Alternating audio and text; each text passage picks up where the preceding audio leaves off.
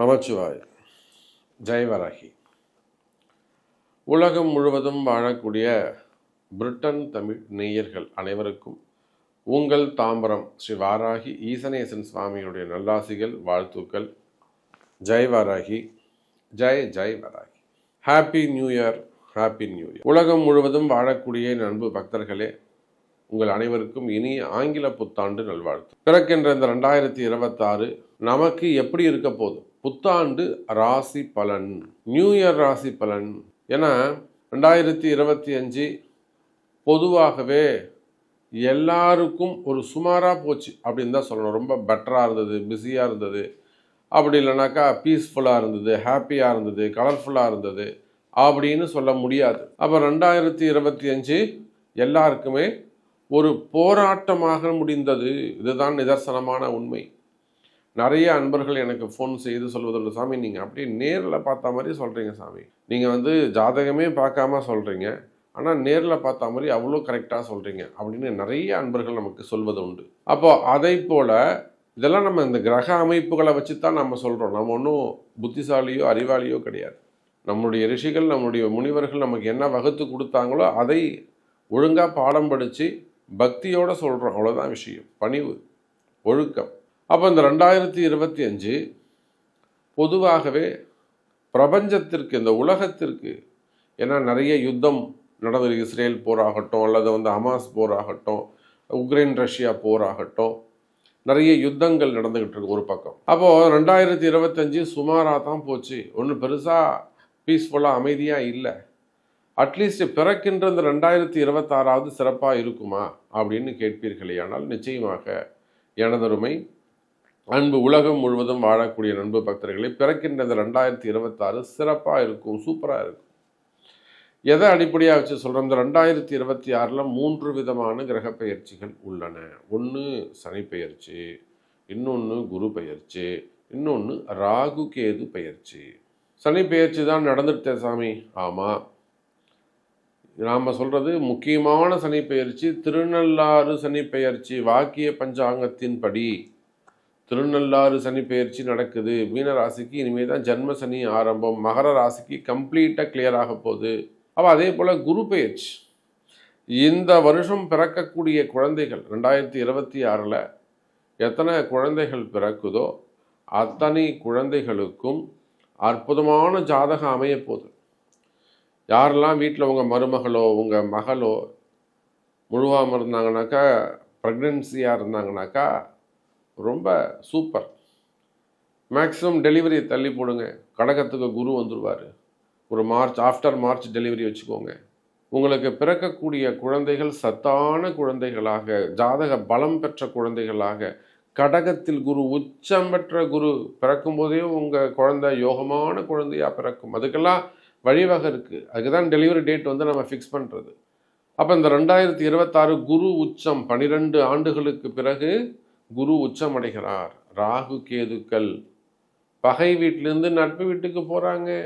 அப்போ இந்த மாதிரி கிரக அமைப்புகளை வச்சு பார்க்கும்போது பிறக்கின்ற இந்த 2026 இந்த பிரபஞ்சத்திற்கு பல மாறுதல்களை தரப்போகுது, பல மாற்றங்கள் நிகழப்போகுது. எதிர்பார்க்காத சில மாற்றங்கள், அரசியல் மாற்றங்கள், வாழ்வியல் மாற்றங்கள், வாழ்க்கையில் நல்ல முன்னேற்றம், வருமானம். ஏன்னா சனி பகவான் குரு பகவானுடைய வீட்டுக்கு போகிறாரு. ஃபண்டு ரொட்டேஷன்ஸ் ஆகும். பிளாக் மணி எல்லாம் வெளியில் வருவதற்கான வாய்ப்புகள் உண்டு. பிளாக் மணி பூரா வெளியில் ரொட்டேஷனுக்கு வருவதற்கான வாய்ப்புகள் உண்டு. அதோடு மட்டுமல்ல, ஃபண்டு ஃப்ளோ சிறப்பாக இருக்கும். பணப்பற்றாக்குறை குறையும், பண தட்டுப்பாடுகள் குறையும். ஃபண்டு ஃப்ளோ, ஏன்னா சனி குரு சேர்ந்துட்டாலே அது ஒரு நல்ல ஃபண்டு ஃப்ளோ இருக்கும். அது யாருக்குமே தெரியறதில்ல. அப்போ நம்ம இப்படியெல்லாம் வச்சு பார்க்கின்ற பொழுது பிறக்கின்ற இந்த 2026 அனைவருக்குமே, இந்த பூமிக்குமே கூட ஒரு சிறப்பான முறையில் இருக்க போகுது.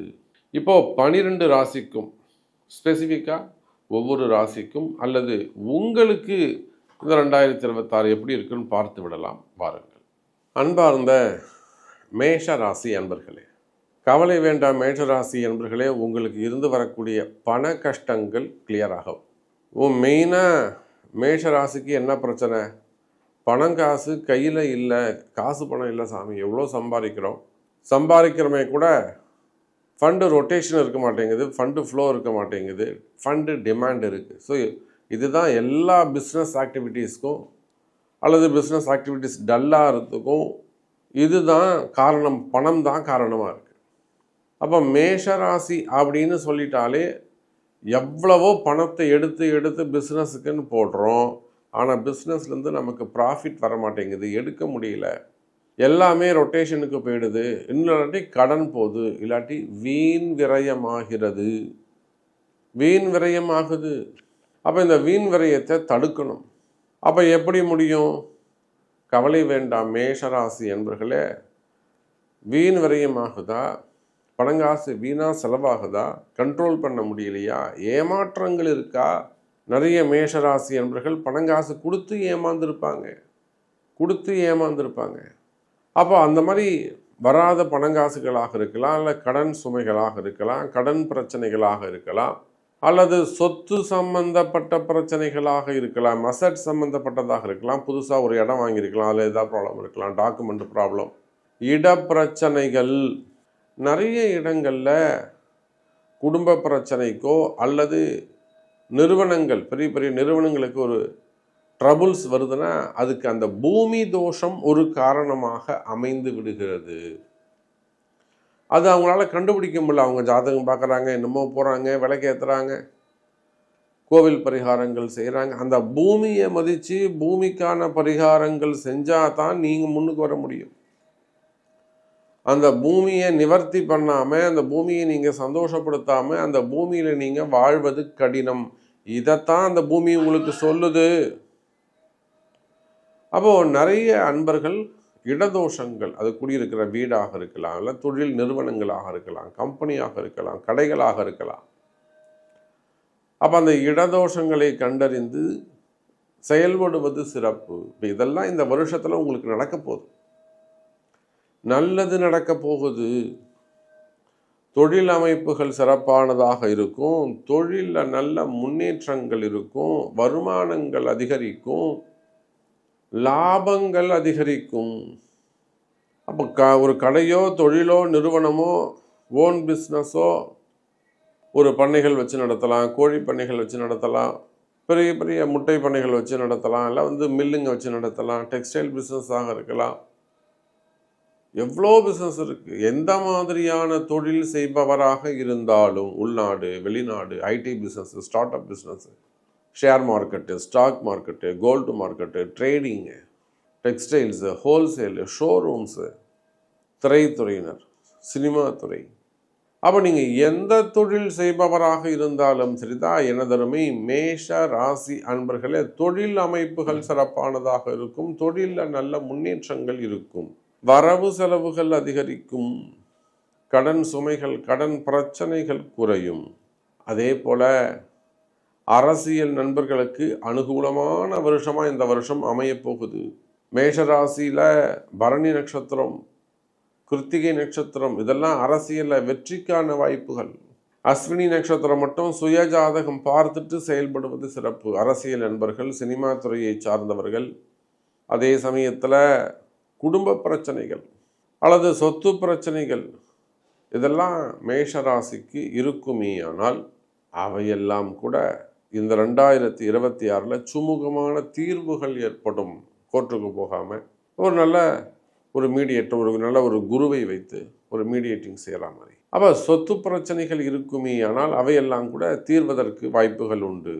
இல்லை வேறு ஏதேனும் ஒரு வம்பு வழக்கு, எந்த மாதிரியான எது ரிலேட்டடாக இருந்தாலும் ப்ராப்ளம், வம்பு வழக்கு, போலீஸ் கேஸ், உலகம் வேர்ல்டு வைடு, உலகத்தில் நீங்கள் எந்த மூலையில் இருந்தாலும் உங்களுக்கு ஒரு பெண்டிங் கேஸ் இருக்குது, இல்லை ஒரு என்கொயரி நடந்துக்கிட்டு இருக்கு, இல்லை ஒரு தண்டனைகள் இருக்கா, வருமா வராதா, சிறை தண்டனைகள் அல்லது ஒரு என்கொயரி, ஒரு விபத்துக்கள். அப்போ எதுவாக இருந்தாலும் அந்த மாதிரியான வம்பு வழக்குகளோ அல்லது அங்கமங்காளிங்க பிரச்சனை, சொத்து பிரச்சனைங்க, அக்கம் பக்கத்தில் வரக்கூடிய பிரச்சனைகள், இந்த மாதிரி எந்த மாதிரியான பிரச்சனைகள், எதிரிகளுடைய தொந்தரவுகள், செய்வினை கோளாறு. சார் நமக்கு தெரிஞ்சு வெளிநாடுகளில் எவ்வளோ செய்வினை கோளாறுகள் இருக்குது. பேர் தான் அவங்க வெளிநாட்டில் இருக்கிறாங்க அப்படின்னு சொல்லிட்டு. அவங்களுக்கு கால நேரம் எவ்வளோ கடுமையாக இருக்குது தெரியுமா? எனக்கு தான் தெரியும். எவ்வளோ ஃபோன் கால்ஸ் வருது. யுஎஸ்லேருந்து, யூரோப் கண்ட்ரீஸ்லேருந்து, ஜெர்மன்லேருந்து, ரஷ்யாவிலேருந்து. யுஎஸ் அதிகம். அதே போல் யூகே, யுஏஇ, மலேசியா, என் அன்பு சகோதர சகோதரிகள் மலேசியாவில், சிங்கப்பூர். அப்போ நம்ம நாட்டில் தான் இல்லை, கால நேரம் 8ஆம் பாவமோ 8ஆம் பாவ அதிபதியோ புத்தியோ சம்பந்தப்படுமே. ஆனால் கண்டிப்பாக அவங்களுக்கு தோணும், நமக்கு ஏதோ ஒரு செய்வினை இருக்குப்பா, நமக்கு ஏதோ ஒன்று பிளாக் மேஜிக் இருக்கா மாதிரி இருக்குது சாமி. அதுதான் மேஷராசிக்கான நேரம். அப்போ அந்த மாதிரி கடுமையான கால நேரங்கள் கூட மகிழ்ச்சியாக மாறக்கூடிய காலம். இன்னும் நிறைய நம்ம சொல்லிக்கிட்டே போகலாம். மேஷ ராசி அன்பர்களே, பிறக்கின்ற இந்த ஆங்கில புத்தாண்டு உங்களுடைய வாழ்க்கையில் அற்புதமாக பல முன்னேற்றங்களே, அற்புதமான மகிழ்ச்சியான வருடமாக இந்த வருடம் உங்களுக்கு அமையப் போகிறது.